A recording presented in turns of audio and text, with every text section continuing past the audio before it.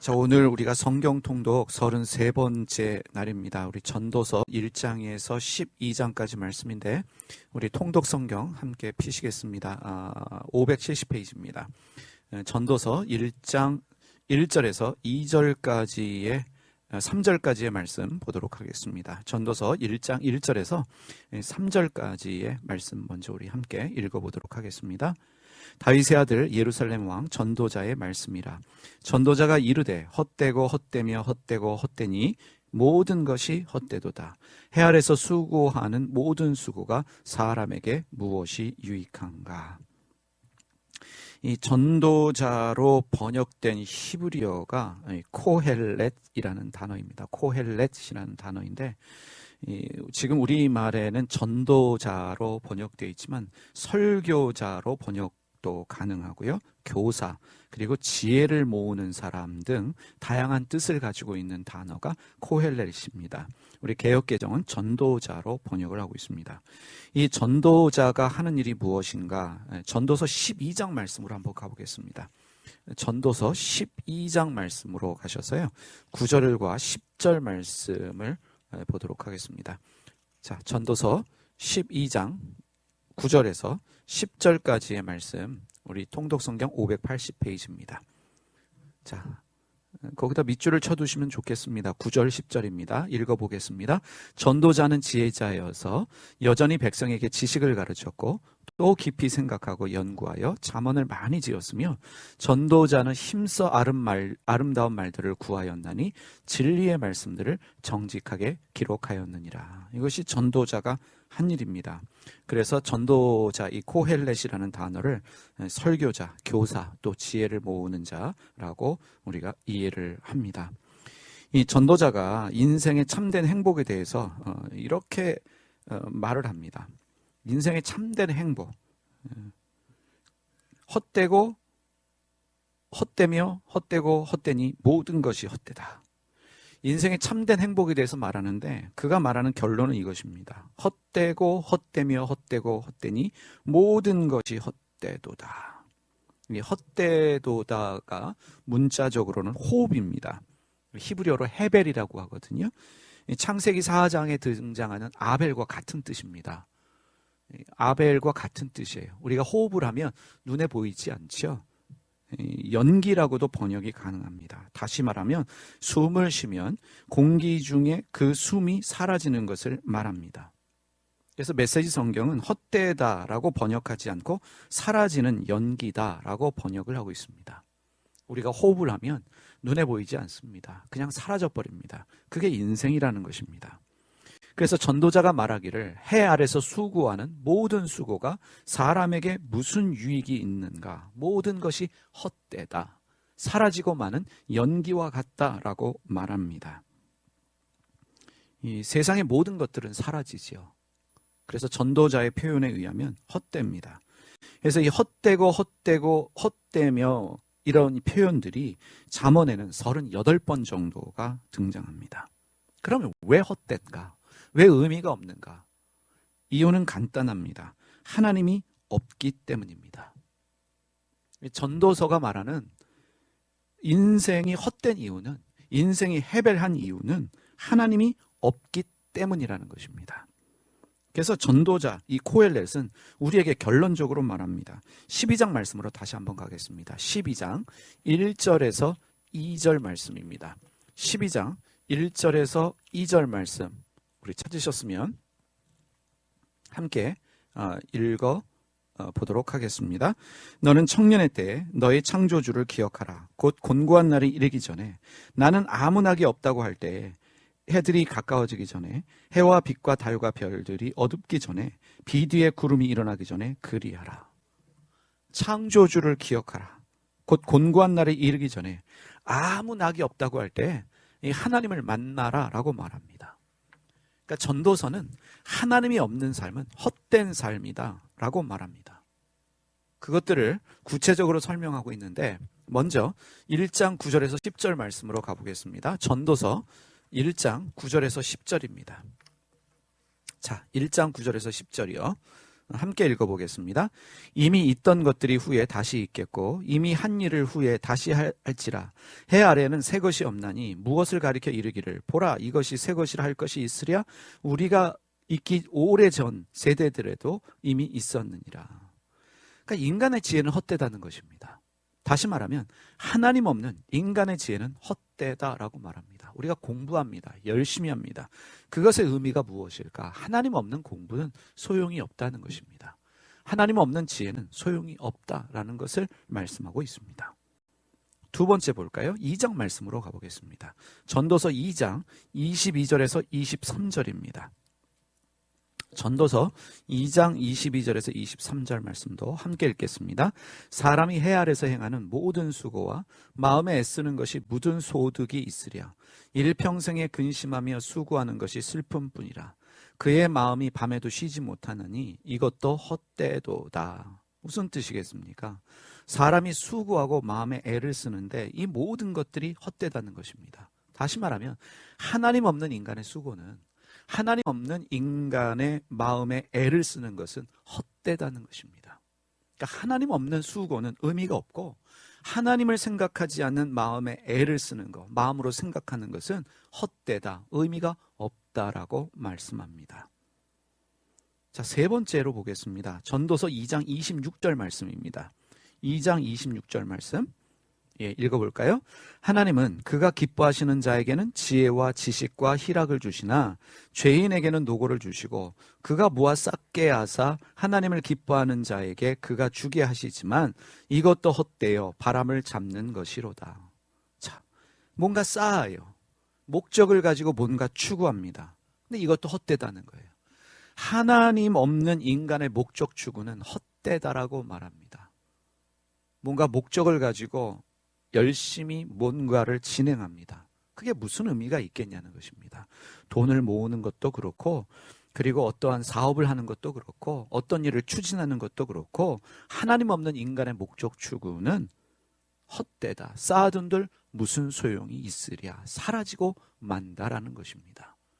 그러니까 하나님 없는 공부 헛되지요. 하나님 없는 인간의 수고 헛되지요. 하나님 없는 인간의 목적 추구도 헛됩니다. 네 번째 보겠습니다. 4장 말씀 볼까요? 4장 4절입니다. 자, 전도서 4장 4절 말씀 우리 함께 읽어보겠습니다. 내가 또 본즉 사람이 모든 수고와 모든 재주로 말미암아 이웃에게 시기를 받으니 이것도 헛되어 바람을 잡는 것이로다. 이게 무슨 말씀이냐면요. 모든 수고와 모든 재주로 말미암아 이웃에게 시기를 받으니 성공을 하는데, 소위 말하는 성공을 했는데 결과는 남의 시기를 받아요. 이것도 헛되다는 것입니다. 다시 말하면 하나님 없는 인간의 성공은 헛되다는 것입니다. 우리는 성공지향적입니다. 인간은 성공을 추구합니다. 그런데 하나님 없는 인간의 성공은 헛되다라고 말씀합니다. 이것도 헛되어 바람을 잡는 것이로다. 사라지고 말 것이라는 것입니다. 하나님 없는 인간의 성공은, 인간의 수고와 모든 재주로 말미암아 이루어놓은 업적들은 결국은 사라질 것이니 헛되다라고 말씀합니다. 8절 말씀 보세요. 다섯 번째 헛된 것을 말합니다. 전도서 4장 8절 말씀. 자, 읽어보겠습니다. 어떤 사람은 아들도 없고 형제도 없이 홀로 있으나 그의 모든 수고에는 끝이 없도다. 또 비록 그의 눈은 부요를 족하게 여기지 아니하면서 이르기를 내가 누구를 위하여는 이같이 수고하고 나를 위하여는 행복을 누리지 못하게 하는가 하여도 이것이 또 헛되어 불행한 노고로다. 이런 뜻입니다. 하나님 없는 부의 추구, 욕심은 헛되다는 것입니다. 어떤 사람은 아들도 없고 형제도 없이 홀로 있으나 그의 모든 수고에는 끝이 없도다. 그러면서 얘기하죠. 또 비록 그의 눈은 부요를 족하게 여기지 아니하면서 이르기를 내가 누구를 위하여는 이같이 수고하고 나를 위하여는 행복을 누리지 못하게 하는가 하여도 이것이 헛되어 불행한 노고로다. 뭔가 사람이 부를 추구합니다. 그런데 그의 부의 추구도 하나님 없는 것은 결국 헛되다라는 것을 우리에게 깨닫게 합니다. 의미가 없다는 거죠. 자, 16절 말씀도 보겠습니다. 16절 말씀 함께 읽겠습니다. 그의 치리를 받는 모든 백성들이 무수하였을지라도 후에 오는 자들은 그를 기뻐하지 아니하리니 이것도 헛되어 바람을 잡는 것이로다. 지금 명성을 얻은 사람을 이야기합니다. 아무리 지위가 높아지고 명성을 얻어도 헛되다는 것입니다. 다 사라진다는 것입니다. 다시 말하면 하나님 없는 인간의 명성은 헛되다는 것입니다. 5장 말씀으로 가보겠습니다. 자, 5장 10절에서 11절 말씀입니다. 함께 읽어볼까요? 은을 사랑하는 자는 은으로 만족하지 못하고 풍요를 사랑하는 자는 소득으로 만족하지 아니하나니 이것도 헛되도다. 재산이 많아지면 먹는 자들도 많아지나니 그 소유주들은 눈으로 보는 것 외에 무엇이 유익하랴. 하나님 없는 인간의 부요는 헛되다는 것입니다. 아무리 돈 많은 부자라고 할지라도 결국 사라진다는 것입니다. 무엇이 유익이냐? 앞에 쌓아놓은 것이 아무리 많은들 그것이 무엇이 유익이냐? 헛되다. 다시 말하면 하나님 없는 인간의 부는 헛되다라고 말씀합니다. 그래서 이 전도서는 하나님 없는 것은, 하나님을 만나지 못하면 모든 인생은 헛것이다. 연기로 사라지고 만다. 의미가 없다라고 말씀하고 있습니다. 자, 3장 말씀으로 가보겠습니다. 3장 말씀에 아주 중요한 말씀이 있습니다. 3장 1절에서 8절 말씀 보겠습니다. 자, 전도서요. 3장 1절에서 8절까지의 말씀 여러분들이 눈으로 한번 이렇게 살펴보십시오. 제가 읽겠습니다. 전도서 3장 1절에서 8절입니다. 부제가 이렇게 달려있죠. 모든 일에 때가 있다. 제가 읽겠습니다.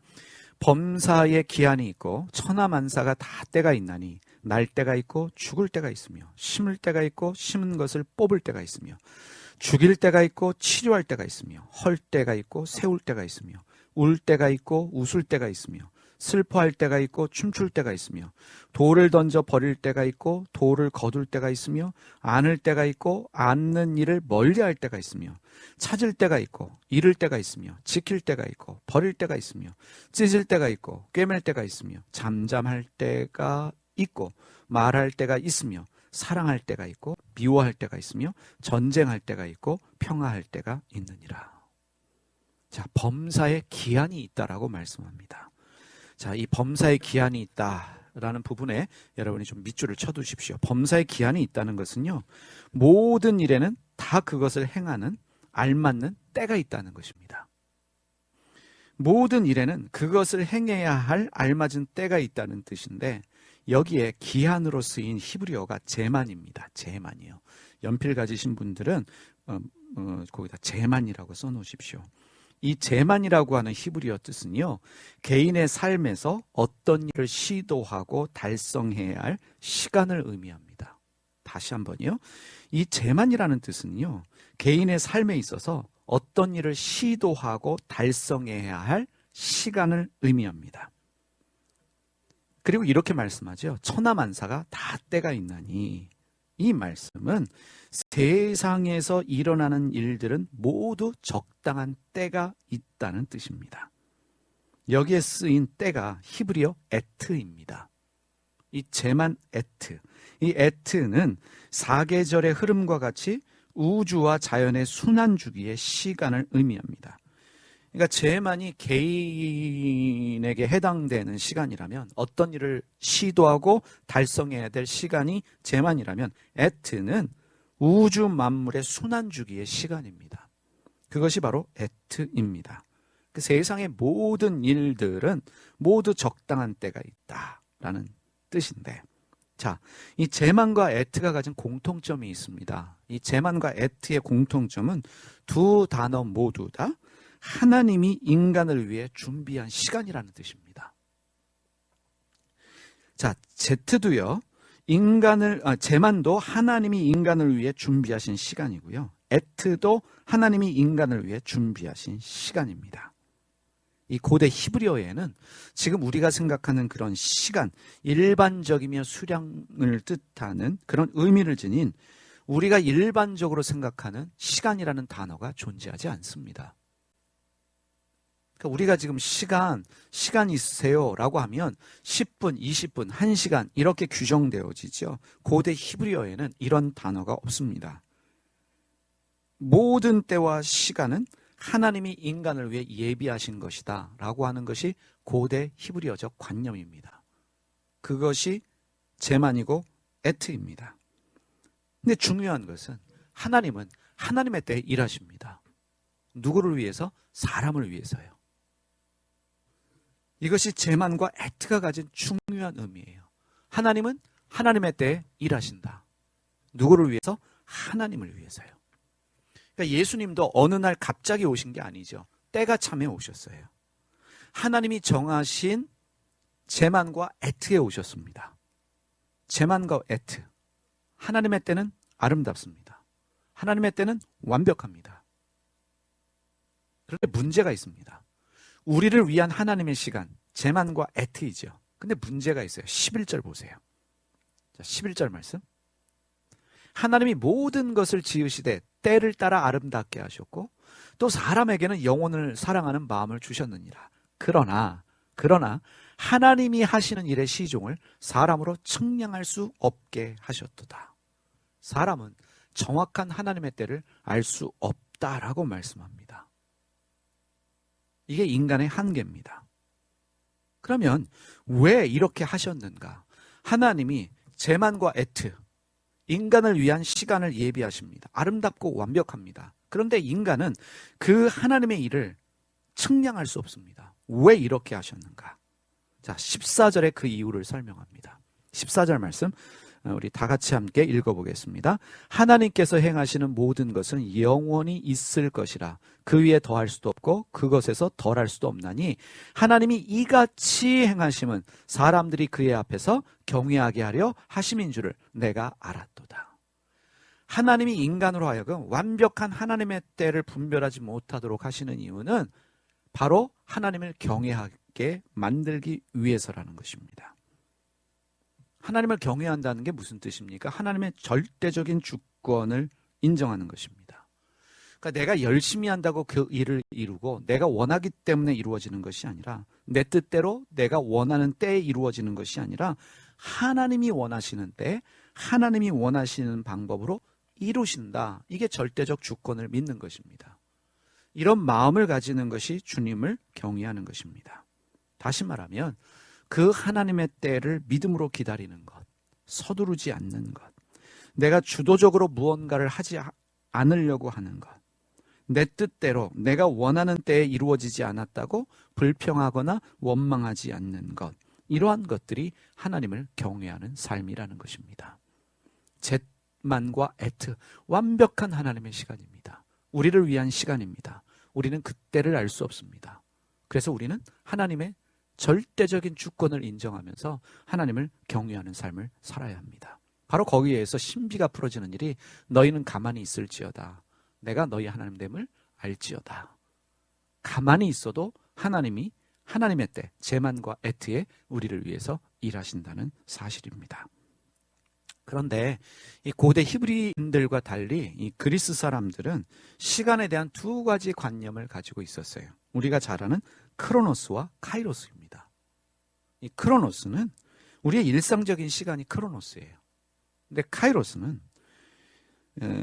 자신의 운명을 바꾸는 신이 이미 예정한 시간입니다. 신이 예정한 시간을 카이로스라고 하는데 이 성경을 그리스어로 헬라어로 번역하면서 이 카이로스를 하나님 때를 뜻하는 단어로 사용했습니다. 그래서 우리 기독교인들은 카이로스 하면 하나님의 시간으로 이해를 해요. 근데 원래 고대 그리스 신화에 나오는 신의 이름이고 그리고 고대 그리스인들이 이해했던 신의 시간입니다. 우리 일상적인 건 크로노스예요. 근데 우리가 기억해야 될 것은 제만과 애트입니다. 하나님의 완벽한 시간. 누구를 위한? 사람을 위한 완벽한 시간. 이 제만과 애트 3장 말씀을 통해서 여러분들이 기억하시기를 바랍니다. 자, 4장 4절 말씀 보겠습니다. 4장 4절 말씀 우리가 이미 봤던 말씀인데 다시 한번 보겠습니다. 자, 4장 4절 말씀을 여러분들이 다시 한번 읽어보겠습니다. 함께 보겠습니다.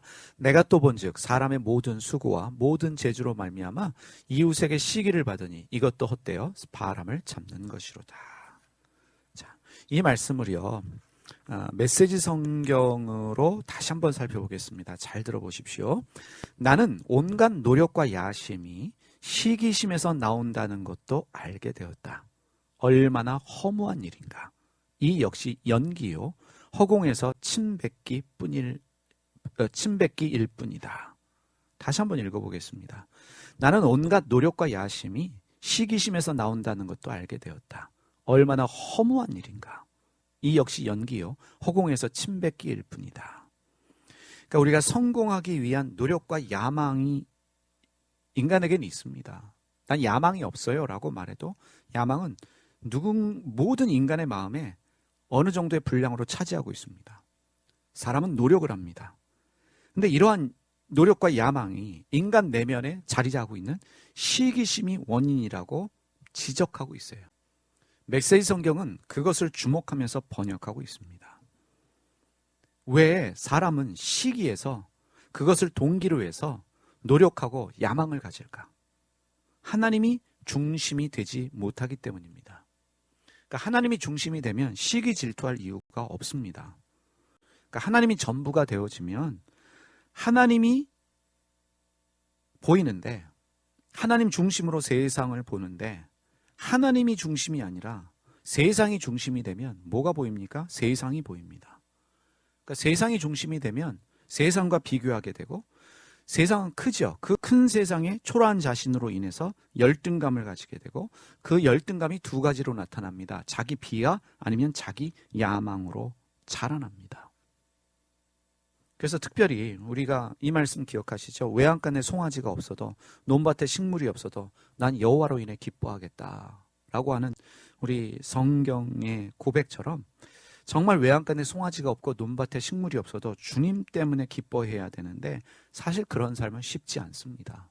우린 순간순간 세상을 보면서 시기심을 가지고 질투하면서 야망을 가지고 그래서 노력을 합니다. 근데 이 모든 것이 헛되다는 것입니다. 하나님 중심으로 살지 않으면 헛되다라고 말씀합니다. 그래서 우리에게 기도가 필요하고 말씀이 필요하고 하나님의 은혜가 필요합니다. 그래서 내 마음의 동기를 살피면서 내가 이렇게 열심히 노력하는 이유가 무엇인가, 내 안에 이 야망, 소위 비전이라고 하는 말로 포장된 이 야망의 근본적인 동기가 무엇인가를 돌아보는 은혜도 우리에게 필요합니다. 자, 5장 말씀으로 가겠습니다. 5장 말씀이요, 18절에서 20절까지 말씀입니다. 5장 18절에서 20절 말씀 제가 읽겠습니다. 사람이 하나님께서 그에게 주신 바 그 평생에 먹고 마시며 해 아래서 하는 모든 수고 중에서 낙을 보는 것이 선하고 아름다움을 내가 보았나니 그것이 그의 몫이로다. 또 어떤 사람에게든지 하나님이 재물과 부요를 그에게 주사 능히 누리게 하시며 제목을 받아 수고함으로 즐겁게 하신 것은 하나님의 선물이라. 그는 자기의 생명의 날을 깊이 생각하지 아니하리니 이는 하나님이 그의 마음에 기뻐하는 것으로 응답하심이니라. 사람에게 주시는 선물이 무엇인지를 말씀합니다. 하나님이 사람에게 주시는 최고의 선물이 무엇인지를 말씀하고 있어요. 이 구절을 메시지 성경으로 제가 읽겠습니다. 세상이 돌아가는 모양을 살핀 후에 나는 가장 잘 사는 방법이 무엇인지 결론을 내렸다. 자기 몸 잘 간수하고 즐거운 시간 보내고 하나님이 생명을 허락하시는 동안 자신이 맡은 일을 최대한 잘 감당하는 것이다. 그것이 전부다. 그것이 사람이 받을 몫이다. 물론 우리는 하나님이 주시는 바 자신의 본분과 그것을 누릴 능력을 최대한 활용하여 주어진 상황을 받아들이고 즐거운 마음으로 일해야 한다. 이것이 하나님의 선물이다. 하나님은 바로 지금 우리에게 기쁨을 나누어 주신다. 우리가 얼마나 오래 살지 걱정하는 일은 부질없는 일이다. 헛되다라고 말하는 인생이 잘 사는 방법 의외로 간단합니다. 인생이 잘 사는 방법이 의외로 간단해요. 오래 사는 것을 목표로 하지 말고 자기가 사는 날 동안에 자기에게 주어진 일에 최대한 잘하는 것입니다. 최선을 다하는 것입니다. 그래서 이렇게 결론 내릴 수 있습니다. 자기에게 주어진 일을 즐겁게 하는 것이 하나님이 주신 선물이라는 것입니다. 자기에게 주어진 일이 있는데 그 일이 즐거워요. 이게 하나님 주신 선물이라는 것입니다. 사랑하는 영광 장로교회 교우 여러분, 우리에게 일이 있음을, 해야 될 일이 있음을 감사하시길 바랍니다. 더불어서 기쁘게 할 수 있다면 이것이 하나님 주신 선물이라는 것을 우리가 깨닫기를 원합니다. 자, 7장 말씀으로 가겠습니다. 7장 1절에서 4절 말씀입니다. 함께 읽겠습니다. 좋은 이름이 좋은 기름보다 낫고 죽는 날이 출생하는 날보다 나으며 초상집에 가는 것이 잔치집에 가는 것보다 나으니 모든 사람의 끝이 이와 같이 됨이라. 산자는 이것을 그의 마음에 둘지어다. 슬픔이 웃음보다 나음은 얼굴에 근심하는 것이 마음에 유익하기 때문이니라. 지혜자의 마음은 초상집에 있으되 우매한 자의 마음은 혼인집에 있느니라. 지혜자의 마음이 초상집에 있다면 우매한 자의 마음은 혼인집에 있다라고 말합니다. 무엇을 말씀합니까? 초상집에서 인생에 대해 배울 것이 많다는 것입니다. 다시 말하면 자신의 끝, 죽음을 성찰할 수 있는 사람이 지혜로운 사람인 것을 말씀하고 있습니다. 우리 모두는 나에게 죽음의 날이 다가오고 있다는 것을 기억해야 합니다. 우리가 오늘을 살아간다는 의미는 무엇이냐면 죽음으로 한 발자국 더 나아간다는 의미입니다. 그것을 이해하고 그것을 인식하고 깨달으며 사는 것이 인생을 귀하게 사는 것이고, 성경은 이런 사람을 지혜로운 사람이다 라고 말씀합니다. 다시 말하면 전도서의 주제가 헛되다, 인생은 헛되다, 하나님 없는 인생은 헛되다. 그러면 당연히 하나님 믿고 살아야겠지요. 더불어서 인생에는 끝이 있다, 인생에는 죽음이 있다. 그 죽음을 성찰하면서 그 죽음을 기억하며 사는 것이 지혜롭게 사는 방법임을, 귀하게 사는 방법임을 우리로 하여금 알게 합니다. 자, 이제 마지막 말씀입니다. 전도서 12장 13절에서 14절 말씀, 결론입니다. 전도서의 결론입니다. 다 같이 함께 읽어보겠습니다. 일의 결국을 다 들었으니 하나님을 경외하고 그의 명령들을 지킬지어다. 이것이 모든 사람의 본분이니라. 하나님은 모든 행위와 모든 은밀한 일을 선악간에 심판하시리라. 인생이 헛되죠. 근데 모든 인생이 헛된 것이 아니라는 것입니다. 하나님 없는 인생이 헛되다는 거예요. 인생은 헛되다. 근데 모든 인생이 헛되지 않아 라고 말씀하는 거예요. 하나님 없는 인생이 헛되다는 것입니다. 하나님을 경외하고 주님의 말씀을 따르는 것이 하나님의 피조물인 사람이 할 일인데, 그것이 헛되지 않는 인생을 살아가는 방법임을 말씀합니다. 우리가 하나님을 경외합니다. 하나님 말씀대로 살려고 합니다. 왜냐하면 하나님은 우리 삶의 심판자이시기 때문에 그렇습니다. 그러면서 인생을 이렇게 살아가도록 조언합니다. 하나님이 우리의 모든 행위와 모든 은밀한 일을 선악간에 심판하신다라고 말씀하시지요. 하나님은 모든 것을 보고 계시고 모든 것을 듣고 계시며 그리고 결국 심판하십니다. 그러니까 결국 인생은 죽는다, 여기서 끝나는 게 아니라 하나님의 심판대 앞에 설 날이 온다. 그래서 내가 행한 모든 일들에 대하여 하나님의 심판을 받는다. 이것을 기억하고 사는 것이 신앙의 삶입니다. 이것을 기억하면서 오늘도 주어진 일에 최선을 다하는 우리 모두가 되기를 소원합니다. 무엇보다도 기쁨으로 감당하는 우리가 되십시다. 이것이 하나님의 선물입니다. 사랑하는 교우 여러분, 오늘도 하나님을 경외하면서 주신 일에 최선을 다하고 무엇보다도 하나님 뜻대로 사는 여러분과 제가 되기를 소원합니다.